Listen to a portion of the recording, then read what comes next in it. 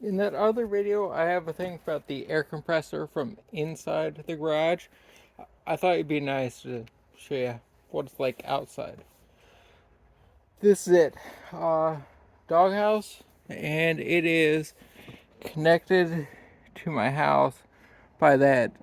It's actually a radiator hose for a car. I just went and got one that did what I wanted. But the compressor is all inside of that box. I'll show you that. Oh, I guess we should turn it on. It's not too bad like this. I mean,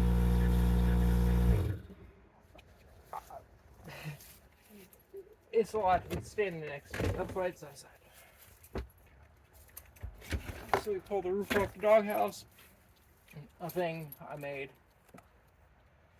to contain the noise. And there is the air compressor. Why don't we see how it's without the roof? It's a lot louder!